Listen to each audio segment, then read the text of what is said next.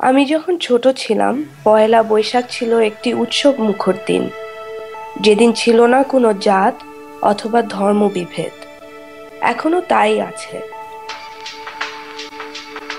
মেলার কারণে রাস্তাঘাট থাকতো উৎসব ও আমেজে ভরপুর। ফোটে ফুল আপন সুখে, আমরা দেখতাম বিভিন্ন শিল্পীরা তাদের গান পরিবেশন করত। ইশারা আমরা একসাথে নববর্ষ উদযাপন করতাম। সবার মাঝে একটা আনন্দের ছোঁয়া ছিল। আমি যখন ছোট ছিলাম, পহেলা বৈশাখের দিনে সাজতে খুব ভালোবাসতাম। পরনে সাদা শাড়ি, লাল পাড়, আপন সুখে, কপালে ফোটে লাল ফুল টিপ। আপন সুখে, ফোটে ফুল আপন সুখে, হাতে লাল চুড়ি,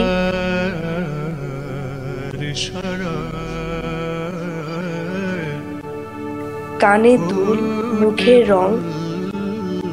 আপন সুখে।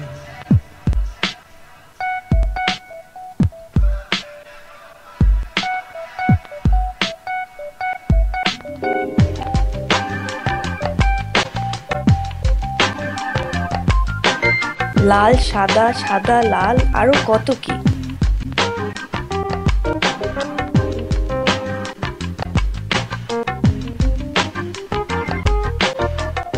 এদিনের দোহাই দিয়ে সবাই কতই না মজা খাবার খেত। ভর্তা ভাজি, পান্তা ভাত, ইলিশ মাছ আর হরেক রকমের পিঠা। আর প্রায় প্রতিবারই বছরের প্রথম কিছুদিনের মধ্যেই হতো কালবৈশাখী ঝড়। বছরের একমাত্র ঝড় যেটা মানুষ উপভোগ করত।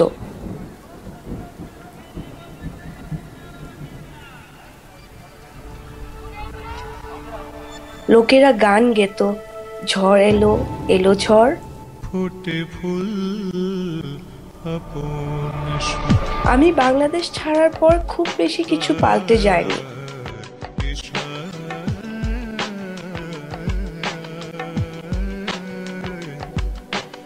উৎসবটি শুধু বড় হয়েছে।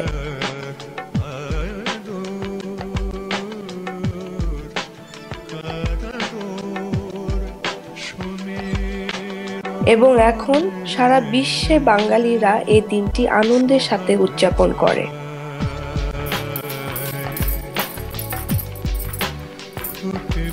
যদিও দেশ ছেড়ে আমরা পরবাসী, তবুও বাংলার নতুন বর্ষে এসে আমরা নতুন করে উপলব্ধি করতে পারছি যে এই দেশে সব বাঙালিরাই একটি বড় পরিবারের সদস্য।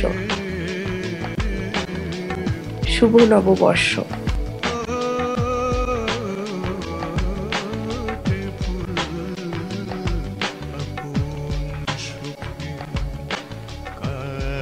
ইশারা